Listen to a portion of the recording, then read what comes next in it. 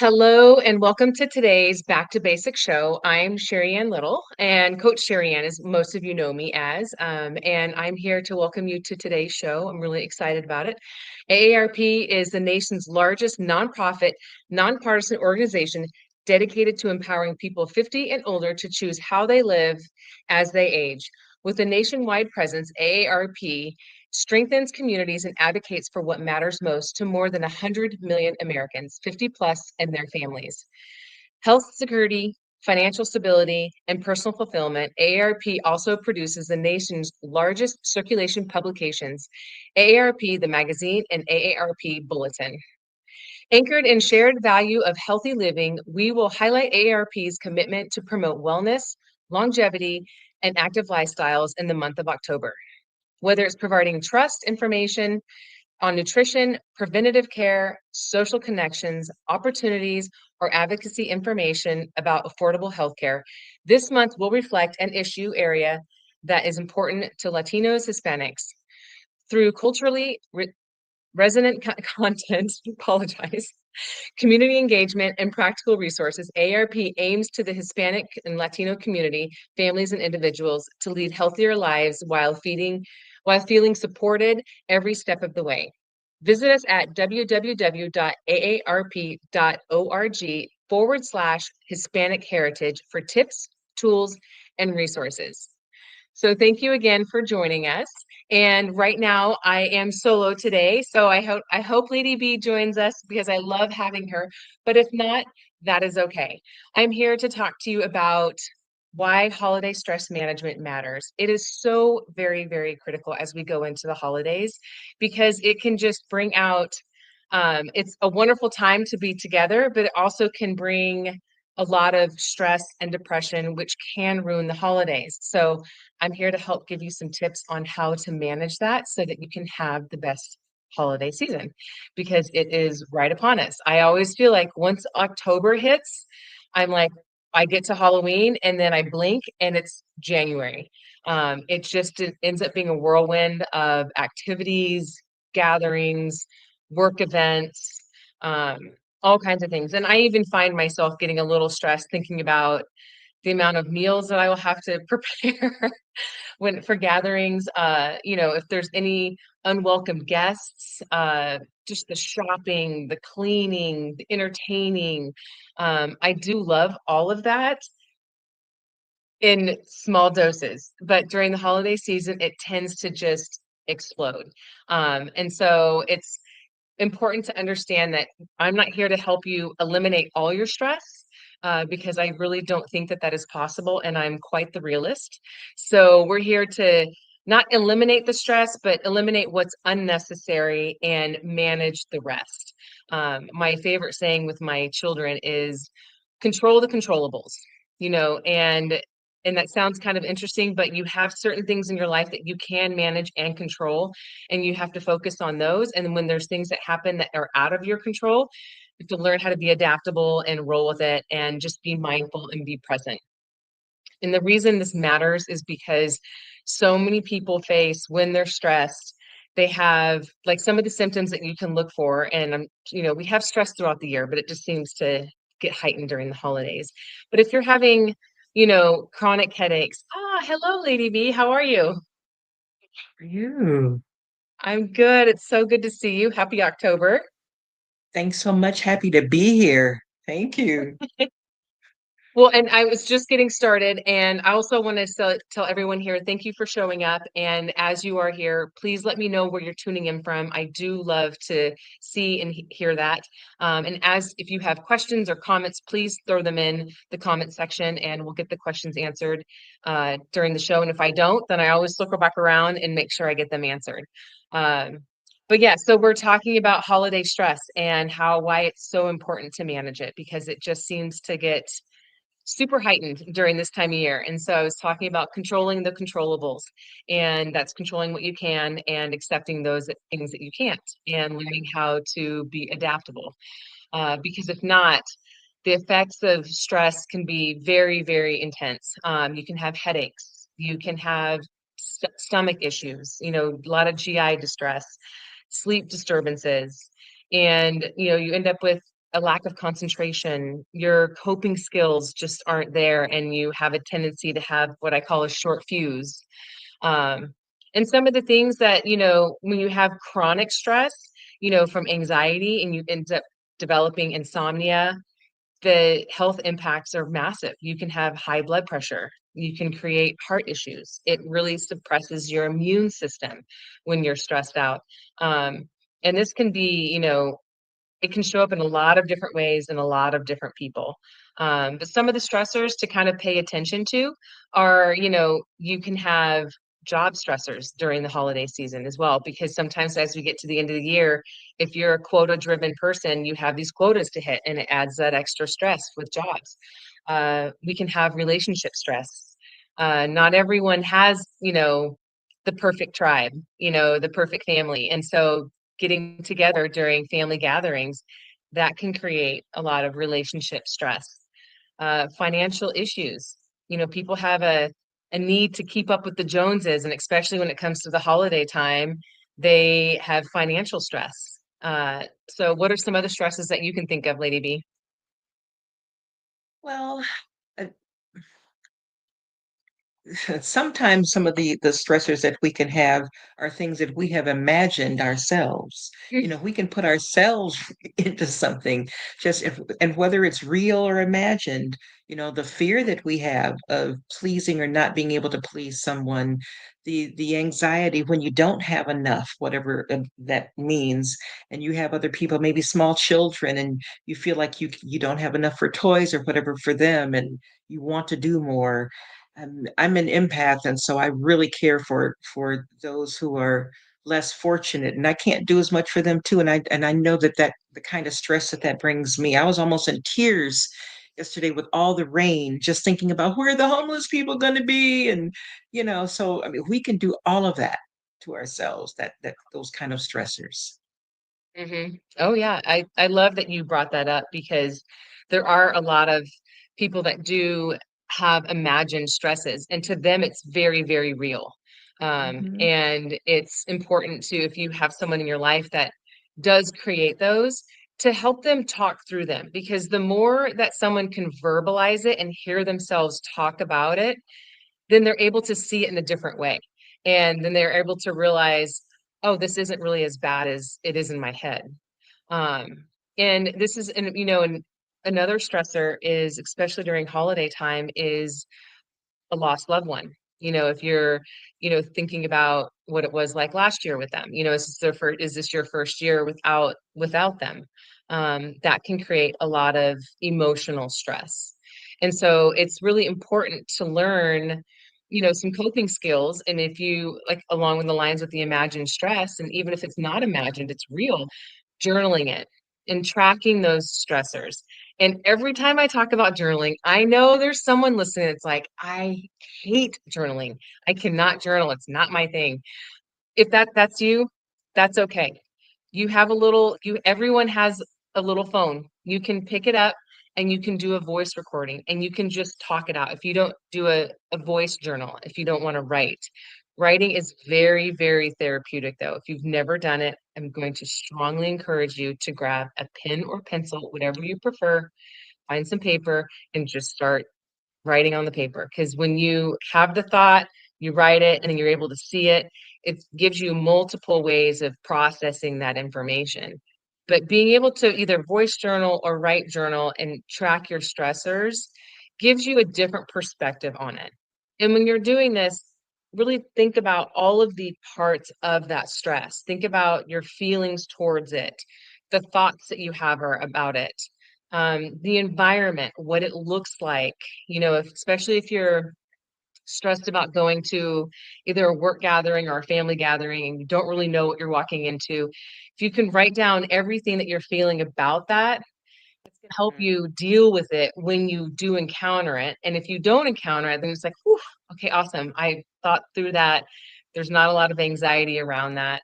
But the idea behind journaling about your stressors also provides you an opportunity to see a pattern in your stresses and your reaction to those stressors, so that you can be better equipped to deal with them. Instead of reacting, you can respond to the stressors. And it's a powerful tool that a lot of people don't take advantage of. And it's really, really, and if you don't want to journal, maybe you find your closest confidant and they are your journal and you just talk to them. And, Mhm. or if you have a therapist and you're going to see, you do therapy, maybe that's where you talk through your voice journaling, and but it's nice to have either a recording, whether it's on paper or an audio recording of what it is so that you can see the pattern. And I don't know, do you journal? I think you do journal, don't you, Lady B? I do. I do. But I can understand the hesitation that people have about it sometimes, depending on if anybody ever found your diary as a kid, you're concerned about your stuff being out there. That's one of the things, and that's a very real kind of concern that people have. Who's going to see what I'm writing? And who will it, especially if you don't change the names to protect the guilty, right? So that's all part of it, I think sometimes. And like if anybody sees it, what will they think of me? And Yeah. so yes, having a nice recording or just making sure that you can put it someplace that is going to be safe for you so that you Mhm. can come back to it when you need to, I think is very, very important. Yes, absolutely. Well, and the beauty of having, if you do therapy, it's confident. It's not going anywhere. But I do remember as a kid, I had a lock on my journal. It was, because I was like, nope, no one's seeing this thing. Right? They were so easy to pick though. It's like, come on. Oh, totally. Paperclip.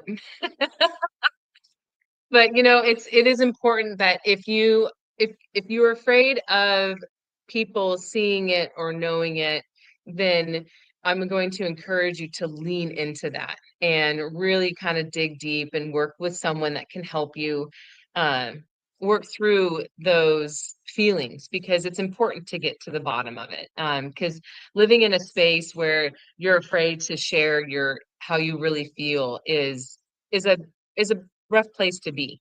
I think when you're with your closest tribe, you should be able to be your authentic self, Hmm. and so, but that's hard to get to that place. But so let's dive in. I have 10 tips to help you manage this stress.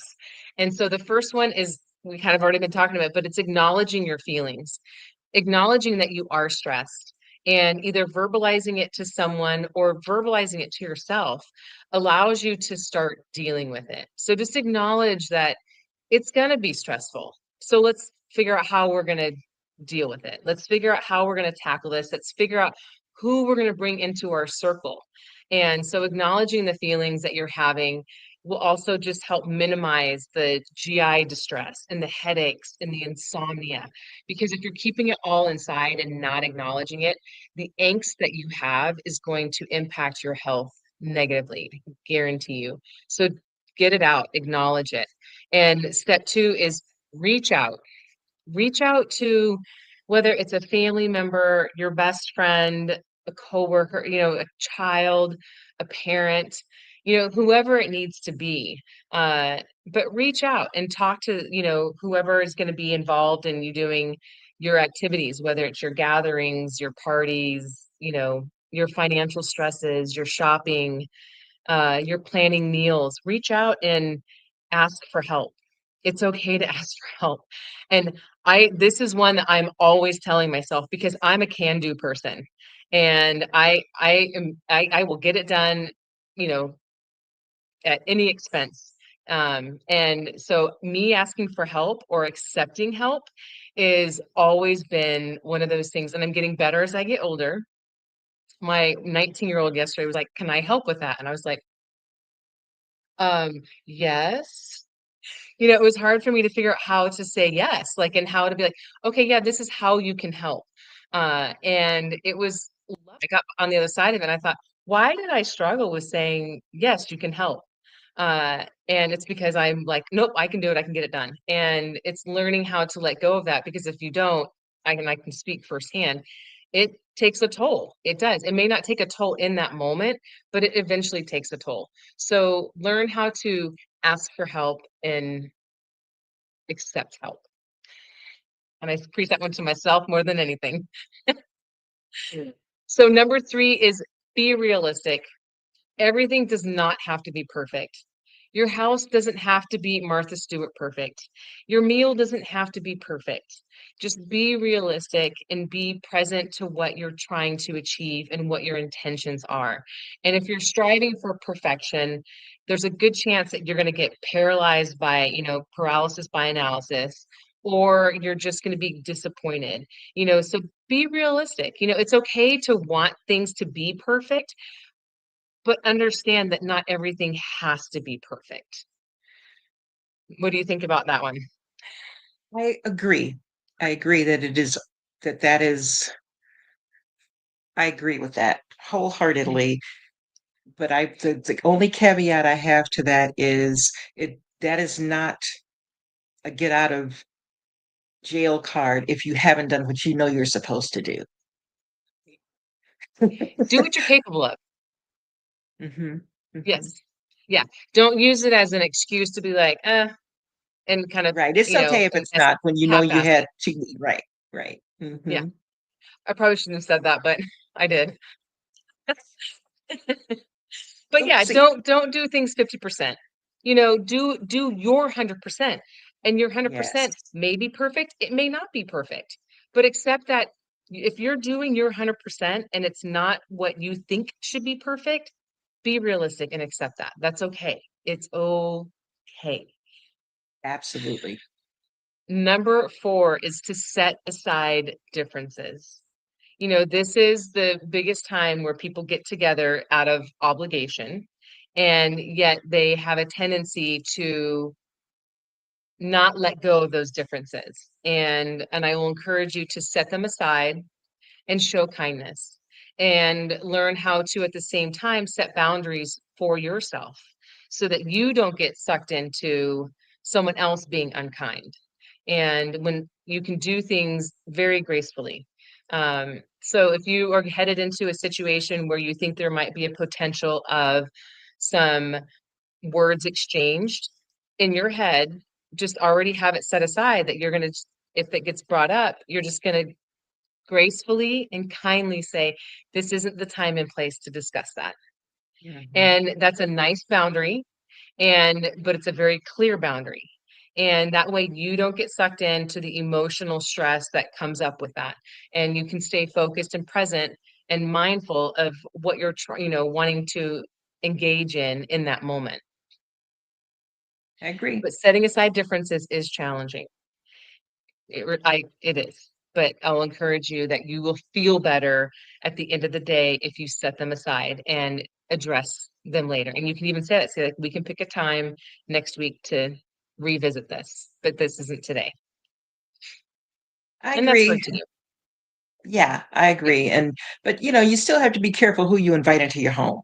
Still have to be careful who you invite into your space. And if you know that they make you crazy and you guys have had some kind of whatever it is going on for years and years and years, there are times to put things aside because it's not about you.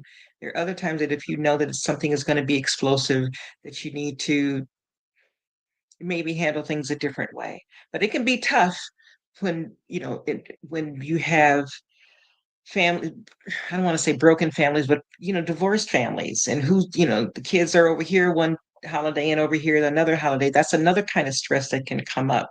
And what do you do? Do Hmm. you invite the ex over or not? So people deal with these kind of things very realistically. Oh yeah. Well, and that's where the reaching out, the tip too of like talking to, if you're trying to figure out, if you have children and you're in a split marriage, like involve, at a certain age. But I'm thinking my kids are 20, almost 23, 19 and 17, so it's like they get involved in that conversation, like, how do you want this to look this holiday? What are you wanting? But when they're young, like, you can't really involve them in that. Like, you just got to do what's best for you and for them. But yeah, it can present a lot of challenges. Absolutely. But setting aside differences, but more importantly, setting boundaries, setting healthy boundaries. So number Absolutely. 5 is stick to a budget. Even if you have the biggest bank account, sometimes those people also get stressed about how much money they're spending.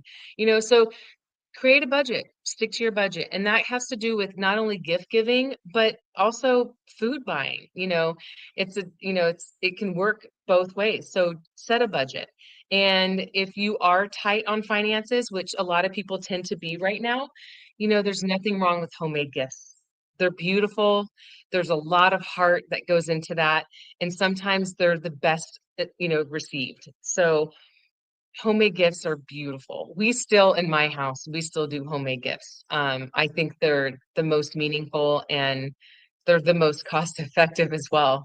So it's okay to be creative, but set a budget and be creative with that budget. And if you do have excess, donate. Donate to charities. There's so many that could use it during this time of year. I mean, they need them all year long, but if you have excess, please donate. Number 6 is plan ahead. Set specific days that you're going to go shopping.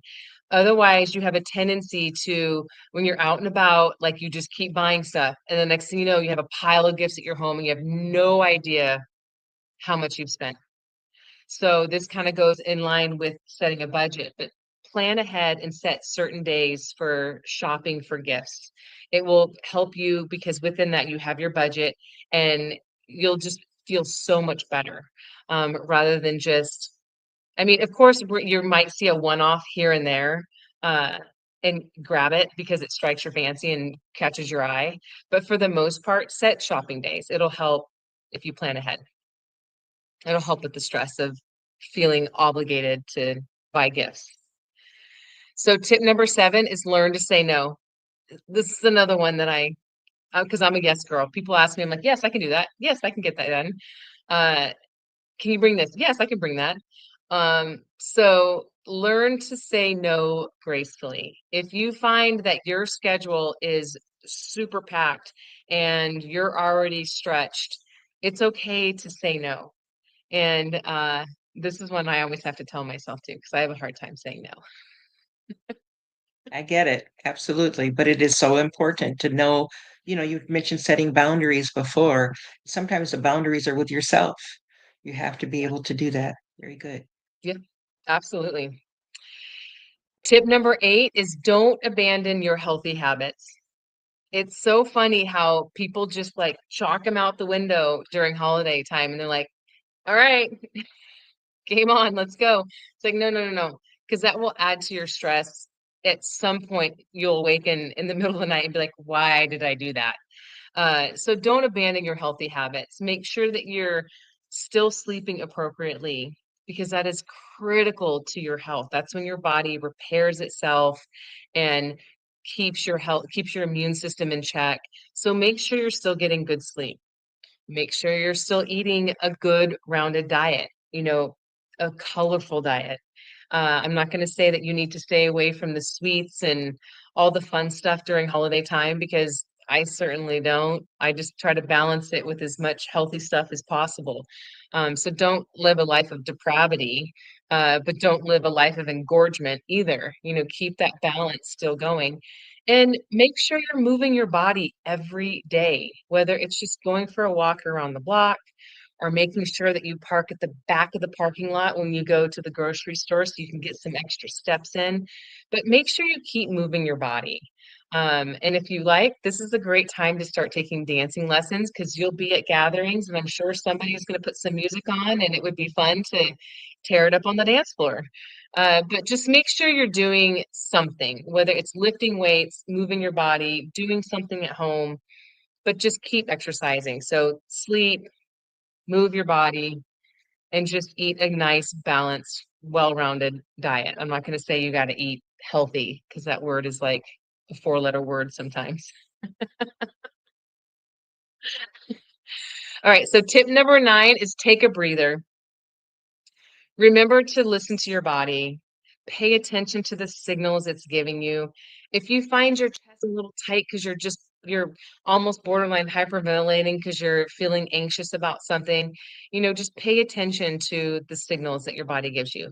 And if you find yourself a little high anxiety or a little stressed, it's okay to be like, hey, I need a few minutes, and you just go for a walk. Or if you Reading a book can be a nice breather for some people. I'm a big reader. I love reading. When I feel a little stressed, sometimes I'll go get a book and it takes me about one page to get into it, to let my brain turn off and start focusing on what I'm reading. But it's a nice deterrent for me to just kind of decompress. So find things that work for you. It might be listening to music. It might just be going and sitting in a nice recliner and putting some headphones in and listening to some music. Whatever works for you, find something that helps you reduce your stress, whether it's doing some meditation breathing or, it's like I said, going for a walk. Whatever works for you to help you just decompress from the moment at hand and regain perspective.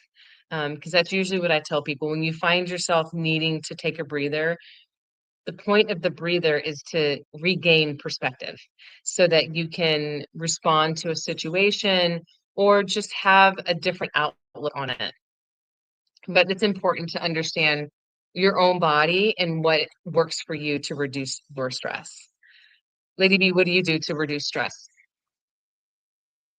I like to take a nice long bath and have candles and just a soft music. I like classical music, so something real soft that I can listen to. It's such an inexpensive luxury, and I just, you can't get out of the tub at this point, so I'm just going to relax there for a moment and just enjoy it, right? And based on this topic today, why it matters, our bodies are so important. And you talked about this over the last several months, and what can happen when we don't breathe properly, when we don't rest and do all these other things. And it does take a toll. And you said a moment ago, it may not be in that moment, but it will show up. And it manifests itself in so many different ways. We can have a short fuse, you mentioned that. We can, be irritable.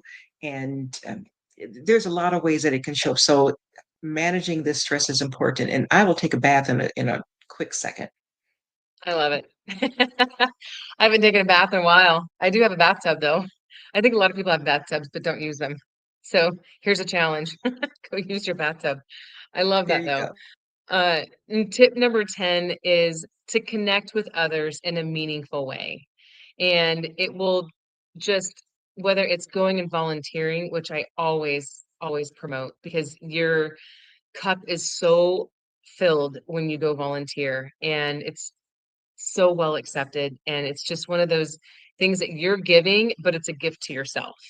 But connecting with others in a meaningful way and giving back. I always want to encourage people to give back as much as you can, whether it's your time or if you have the ability to do finances, whatever. But connect and give back. And the biggest thing too is just being mindful. If you find yourself stressed and bring your attention to the present moment and figure out, are you being judgmental in that moment? Is that the element that's increasing your stress? If you can remove all judgment and be non-judgment and have a heart of acceptance, a lot of times that will help reduce your stress and figuring out what your intention is in that moment. And because I think too many things happen where the stress starts and then people will start to spiral and then it just explodes. And if you can recognize when the signals start of stress, just be mindful of like, why am I stressed? What is this really necessary? Is this something I should be stressed about? And being mindful. But yeah, it's a hard time. This is, I love holidays and I have a lot of joy around holiday, but I also have a lot of heartache for a lot of people that have a lot of stress associated with the holiday time. And I wish I could just like pick it up and take it away. Because it is such a beautiful time because we are focused on getting together with people that we love, um, and celebrating life. If we made that the focus, some of the stress would go away. But too often we make it about giving gifts and getting gifts and whatever else goes along with it. And if we reframe, like you mentioned a moment ago, just how our perspective about things, because, me as a Christian, it's Jesus' birthday. And I remember explaining to our daughter about Christmas that it was Jesus' birthday. And she said, "Well, what did you get him?" Right. And so, I mean, if we look at I things a love little it. differently, I think some of our stress can go away. Yes. So one thing that we have done in our house is kind of moved away from gift giving years and years and years ago, and we focus on experiences. And so we kind of talk about what we want to do, what we want our experience and our memory to be around this holiday season. And we still give like little trinkety gifts because it's kind of fun to have a tree with little presents underneath and whatnot. But our main focus for well over 10, close to 10 years now has been experiences. Like, what do we want our focus to be? Awesome. Thank you I so love much. it. You have shared so many wonderful insights with us about how we can manage the stress that we know is going to come in one form Yeah. or another. And so, if you listen to some of those tips, write them down, share them with other people. And hopefully, your holiday season is going to be a wonderful and blessed holiday season. Thanks so much for being with us. We look forward to seeing you next time right here on Back to Basics. Take care. God bless.